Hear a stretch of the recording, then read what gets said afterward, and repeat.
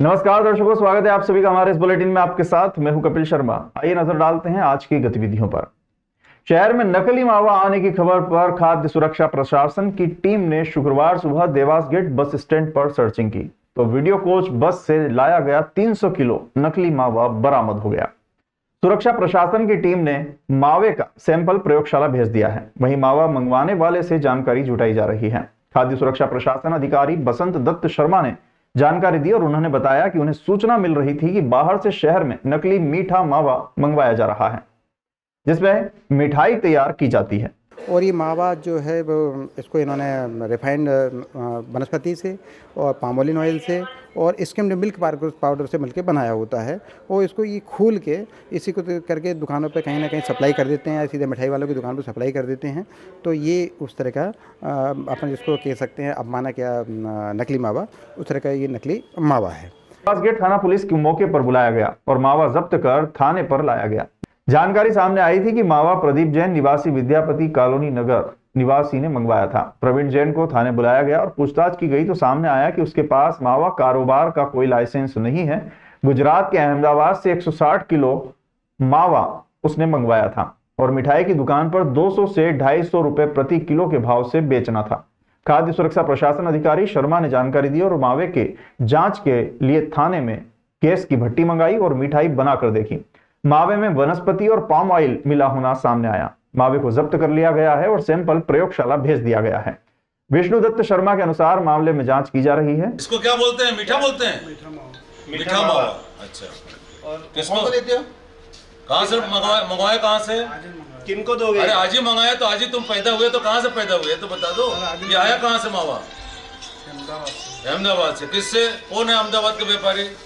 किनको दोगे ये भी बता। अहमदाबाद का व्यापारी कौन है? यहाँ पे किसको दोगे? मिठाई वाले को किसको दोगे? अरे मंगाया था जो। अरे जो क्या होता है जो पूरे मीडिया पूछ रही है। नाम बताओ। अहमदाबाद से किससे मंगाया था उसका नाम बता। सेठ मिठाई का। किसको खिलवाओगे? सेठ का नाम बता। राजेश डेयरी से। हैं? राजेश, ये तो अहमदाबाद से आ गया। यहाँ किसको देना? यहाँ किसको देना है? यहाँ किसको अरे तो किसको देगा? उस तरह का ये नकली मावा है। इस पे सैंपल लेके हमें राज्य खाद्य प्रयोगशाला भेजने होते हैं और उसकी रिपोर्ट के आधार पर हम इस पर आगामी कार्रवाई करते हैं कि रिपोर्ट में क्या आता है। बिल्कुल हम इस बात को भी देख रहे हैं और हम बिल्कुल निश्चित से देख रहे हैं सारी दुकानों पे कि मावा क्या है और किसी को भेज के भी मावा खरीदवाते हैं कम पे कि क्या है कि कहाँ, जिससे हमें सारी प्रॉपर सूचनाएं मिल जाएं और उसके खिलाफ भी कार्रवाई होगी। उसको भी पार्टी बनाया जाता है क्योंकि उसको ये बिल देंगे और हमने इसके कागज़ ले लिए हैं, कहाँ से भी दिया है वो बिल भी हमें मिल गया है, तो उसके खिलाफ भी उसको मुख्यमंत्री मोहन यादव ने 10 अक्टूबर को संपदा 2.0 लॉन्च किया था। इस पोर्टल के जरिए लोग घर बैठे अपने दस्तावेजों का पंजीयन करवा सकते हैं। कई शहरों में इस पोर्टल में तकनीकी खामी देखने को मिली थी, जिसके बाद सरकार द्वारा जिला स्तर पर इसके लिए कार्यशाला आयोजित करते हुए प्रशिक्षण दिया जा रहा है। बुधवार को इंदौर के कलेक्टर कार्यालय में भी भोपाल से पहुंचे अधिकारियों ने संपदा 2.0 को लेकर अधिकारियों को प्रेजेंटेशन दिया। कलेक्टर आशीष सिंह के मुताबिक इस नए पोर्टल से आम लोगों को काफी फायदा मिलेगा। जी हाँ, संपदा 2 एक बहुत अच्छा पोर्टल है जिसके माध्यम से न केवल नागरिकों को सहूलियत होगी बल्कि ट्रांसपेरेंसी भी सिस्टम में आएगी, जिससे संबंधित सभी विभागों को इसका प्रेजेंटेशन दिया गया है, जिससे कि सभी को कार्य करने में सुविधा हो और सभी लोगों तक जो चेंजेस हुए उनके संबंध में जानकारी प्राप्त हो।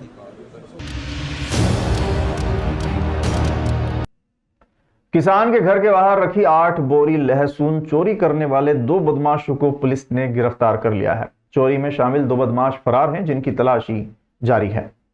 पुलिस गिरफ्त में आए बदमाशों से 90,000 कीमत की लहसुन और बाइक बरामद की गई है। भाट पचलाना थाना क्षेत्र के ग्राम माधोपुर में रहने वाले किसान समीर अली के घर के बाहर रखी 8 बोरी लहसुन की 15-16 अक्टूबर की रात अज्ञात बदमाशों ने चोरी कर ली थी। पुलिस ने समीर की शिकायत पर 90,000 की लहसुन चोरी होने का प्रकरण दर्ज किया था। बदमाशों की तलाश के लिए थाना प्रभारी सत्येंद्र चौधरी ने टीम गठित की और आसपास लगे सीसीटीवी कैमरे के फुटेज देखे।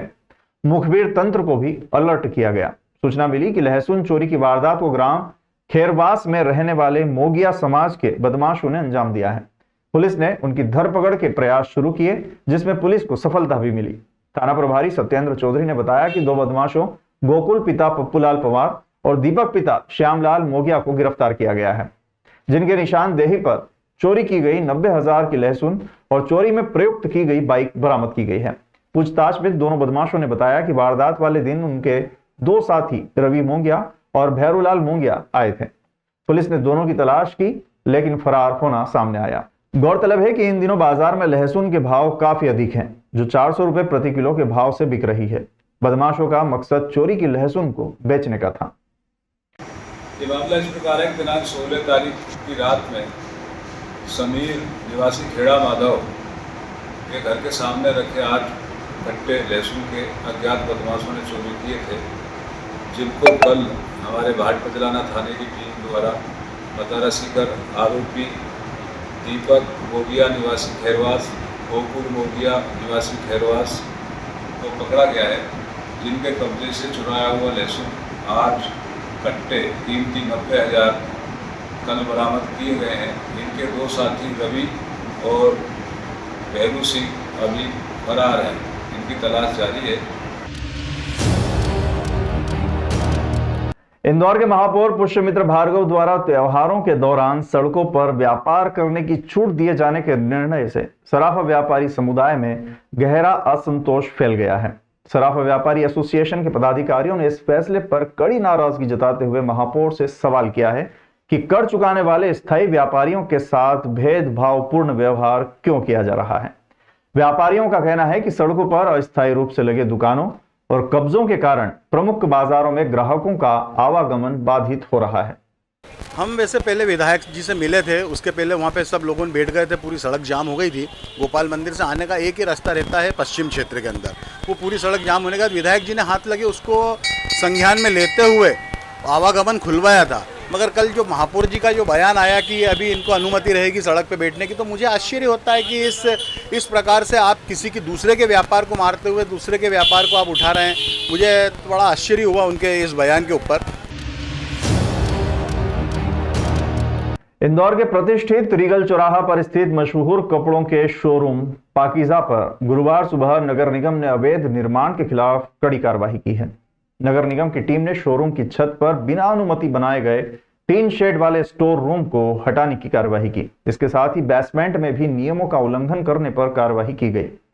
शोरूम के कर्मचारियों ने निगम अधिकारियों से विनती की कि उन्हें अवैध निर्माण को हटाने के लिए थोड़ा और समय दिया जाए, लेकिन अधिकारियों ने इस मांग को ठुकरा दिया। इससे पहले नगर निगम ने शोरूम संचालक को नोटिस जारी किया था, जिसमें उन्होंने अवैध निर्माण हटाने का निर्देश दिया था। रीगल चौराहे पे जो पाकीज़ा है उसकी छत को जो है हम लोगों ने आज क्लियर कराया है। वहाँ पर प्रकोष्ठ थे और छत पर क्लियर करवाना हमारे लिए जरूरी था, वो छत का हम लोगों ने किया है। इंदौर में चौथे पुलिस कमिश्नर के पद पर संतोष सिंह ने शुक्रवार दोपहर पदभार ग्रहण किया। पूर्व कमिश्नर राकेश गुप्ता ने पुष्प गुच्छ से उनका स्वागत किया। पलासिया स्थित ऑफिस में चार्ज लेने के बाद पत्रकारों से चर्चा कर उन्होंने कहा कि नशे और गुंडागर्दी को खत्म करने के साथ ही शहर की यातायात व्यवस्था को संवारना उनकी और टीम की प्राथमिकता रहेगी। और इसके साथ साथ जैसा मैंने पहले ही कहा कि जो पुलिस से संबंधित विषय हैं तो उस पर मैं और मेरी टीम पूरा प्रयास करेंगे कि हम जनता की जो सही मायने में सुरक्षा और सेवा के वो है उस अपने ध्येय वाक्य को साकार करते हुए उनकी सुरक्षा और सेवा के लिए हम कार्य करेंगे। परिस्थितियां पहले जो थी, परिस्थितियां अभी जो हैं, आगे की जो चुनौतियां होंगी, इन सारे विषयों पर हम लोग बातचीत करेंगे। और जैसा मैंने पहले ही रिक्वेस्ट किया और आपसे अनुरोध किया कि हम ये प्रयास करेंगे कि हम बेहतर से बेहतर पुलिसिंग जनता को उपलब्ध कराएं। नेपानगर नगरपालिका में नगरपालिका अध्यक्ष भारती पाटिल और सीएमओ शैलेंद्र सिंह चौहान के बीच जमकर विवाद हुआ।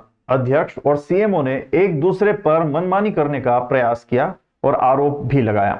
विवाद बढ़ता देख सीएमओ केविन से गुस्से में निकले बाहर। नगरपालिका सीएमओ सहित अन्य कर्मचारी पहुंचे नेपानगर थाने। नेपानगर सीएमओ ने कर्मचारियों के साथ नेपानगर थाने पहुंचकर अध्यक्ष पति विनोद पाटिल के खिलाफ एफआईआर दर्ज करने के लिए आवेदन दिया है। हमने आज यहाँ हम जब 2-4 दिन से 8 दिन से यहाँ सीएमओ साहब से काम के लिए चर्चा कर रहे, उस पर सीएमओ साहब बिल्कुल भी ध्यान नहीं दे रहे थे और हर काम में अनियमितता पाई जा रही थी। उसके चलते हमने आज जब सीएमओ साहब से बात करने की कोशिश की तो वो उठ के चले गए। नहीं, मैं जैसे अपने ऑफिस में चैम्बर में पहुंचा तो इनके द्वारा ऐसे अध्यक्ष मैडम आई, उनके हस्बैंड आए, बहुत चिल्लाते हुए आप लोग भी उस समय उपस्थित थे, तो किस तरह से व्यवहार कर रहे थे। वो मेरे नज़दीक आके कुर्सी आके बदतमीजी करने लगे और बहुत अभद्र भाषा में बातें करने लगे। और जो भी है तो उनका लगातार ये न्यूसेंस लगातार क्रिएट हो रहा है, क्योंकि उनकी जितने भी गलत फाइलें हैं, जितने भी उनके गलत काम थे, मैंने उनको रोक दिया है। तो उनको कुछ क्लू नहीं मिल रहा है कैसे करके मैं इसके साथ कुछ ऐसा, सीएमओ के साथ कुछ ऐसा करूं ताकि ये विवाद क्रिएट हो, इसके साथ कुछ ऐसा हो।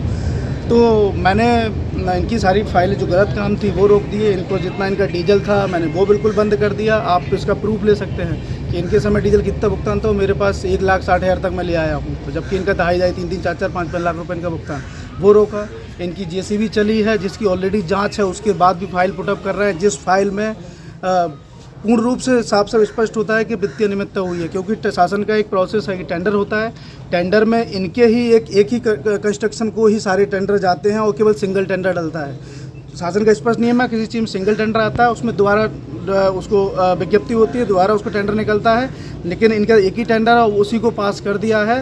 मैंने कलेक्टर दर से रेटें मंगवाई थी। इनकी गाड़ी का भुगतान के संबंध में एक विवाद है, जिसमें इनका 36,000-35,000 के आसपास इनका भुगतान है।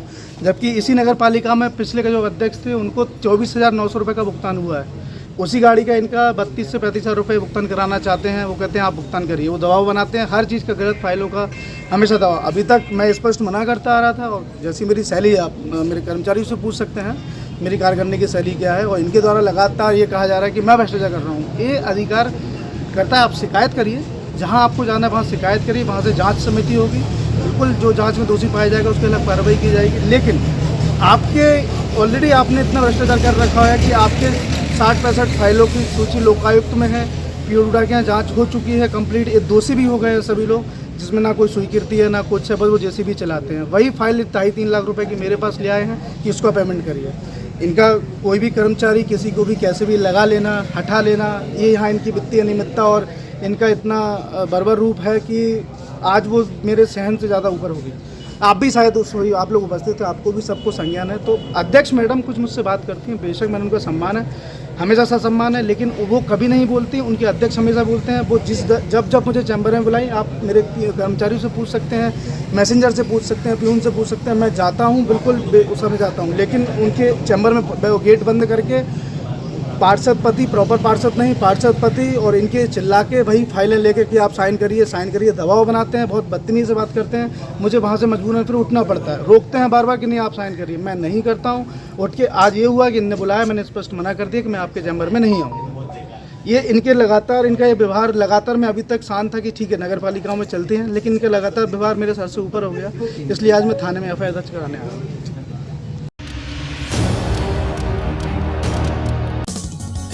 देश गांव शहर सब पे नजर, सबकी खबर, नया रूप है नए है रंग, सबको समेटे अपने संग।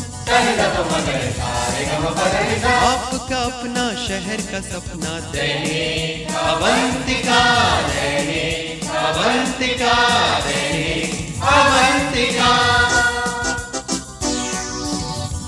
राजनीति, फिल्मी बातें, सब कुछ ही हम इसमें पाते। घर, होटल, ऑफिस या दफ्तर, क्लर्क, प्यून या हो फिर अफसर, सबका चहेता, सबका प्यारा दैनिक अवंतिका, दैनिक अवंतिका, दैनिक अवंतिका।